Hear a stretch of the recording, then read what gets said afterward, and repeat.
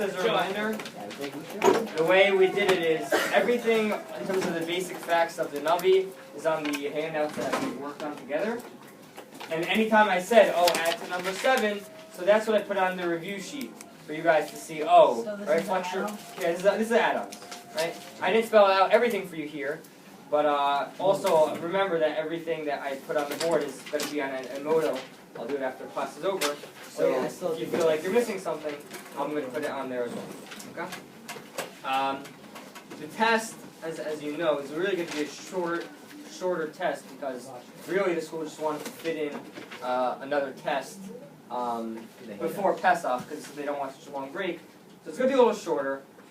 We really only did Parak in one day, so just right now, don't panic. For maybe 5 minutes, I want to give you a couple things that I wanted to add on to the 5th Parak.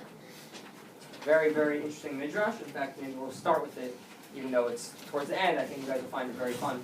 And then we'll have the review game. What we'll do is today the teams will be the chavrusas. Okay, so whoever you learn with will be the team. That's the team. Way. No way. No way. No, that's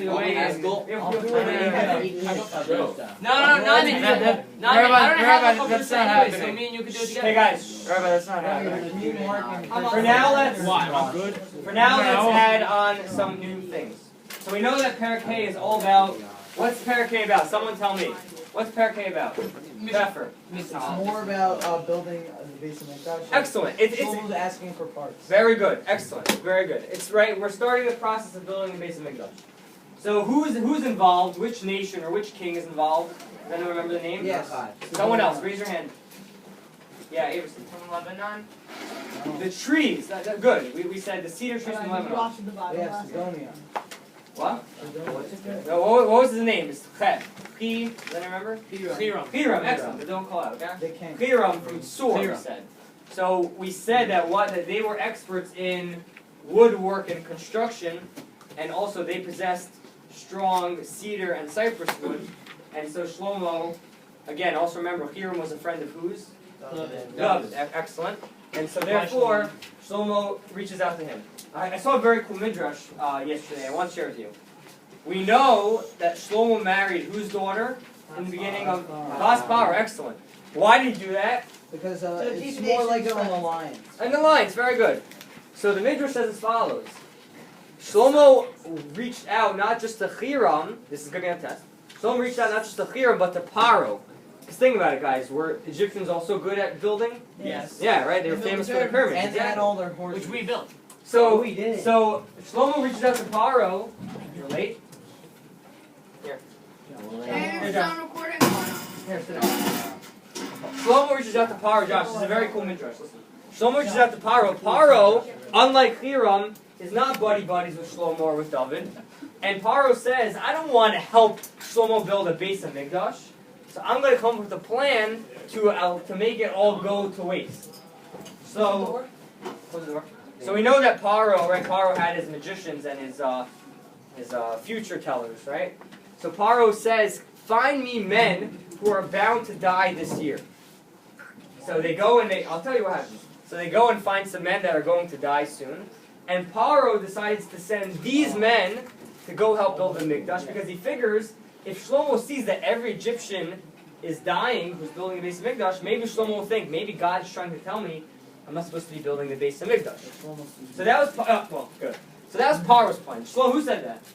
But Shlomo was too smart. What? But he is supposed to build it. Okay, but maybe Shlomo would think, oh, if people are dying, maybe I shouldn't be doing it. I read a book that says the word animals. Come on. Yes. This is Josh. Thank you. I found it in the other room. I didn't take it. Okay, go ahead.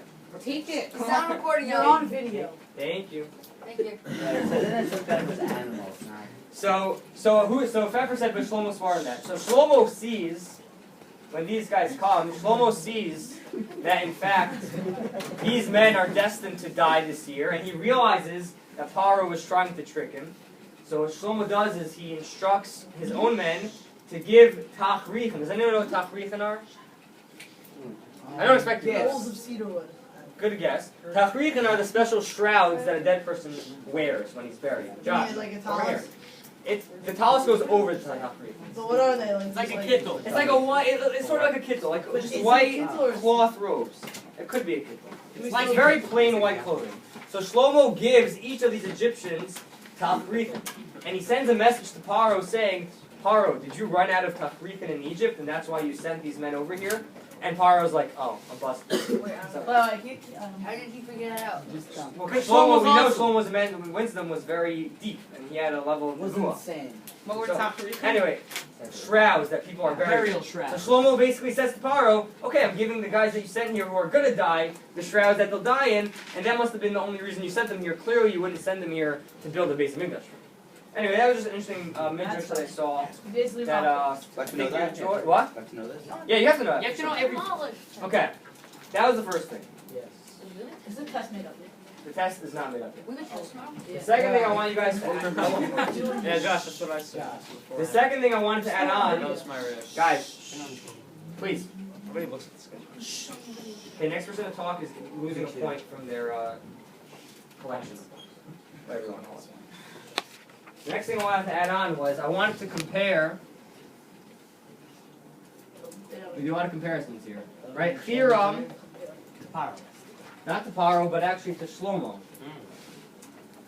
And I'll tell you why. We are told that when Hiram makes his contributions to the base of Mikdash, how do you think he reacts to it? Was he proud? Was he humble about it? He was definitely happy about it. More than happy, he was another H word. Ecstatic. Another H Another word. H word. Humorous. Heroic. No, keep going. Hated. Horrific. Haughty. Haughty. Right? He was very haughty about it. Smart.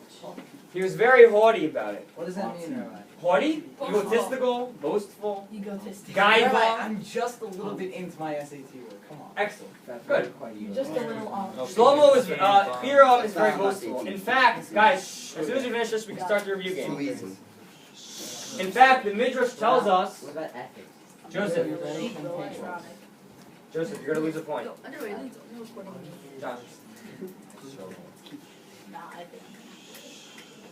In fact, the Midrash tells us that Hashem said, I would rather have this place, meaning the base of Mikdash, destroyed Then someone be all you got. when it's being built in a haughty way, than to have it last. And people think, the guy who built it was very egotistical. In fact, we know that the base of Mikdash is destroyed eventually. Nothing. So Hashem actually says, I would rather it be destroyed than allowed to be standing, having been built by an egotistical person.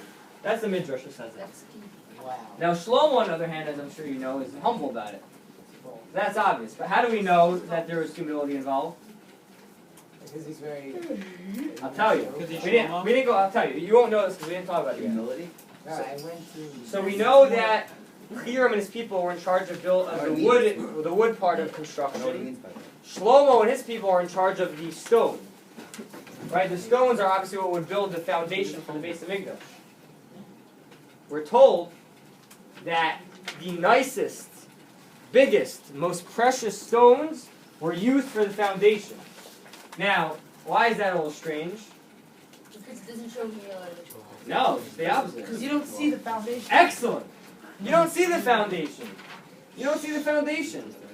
Nonetheless, Shlomo and You Bnei need the best Yisrael, stones to keep very it good. out. Shlomo and Bnei Yisrael knew that the foundation is the most important part. Oh. And even if the Jews don't see the precious stones, who sees it? God. Hashem God. sees it. What about? Hashem sees it. So you see from this that there is a clear distinction between the reaction of the two builders involved. Right?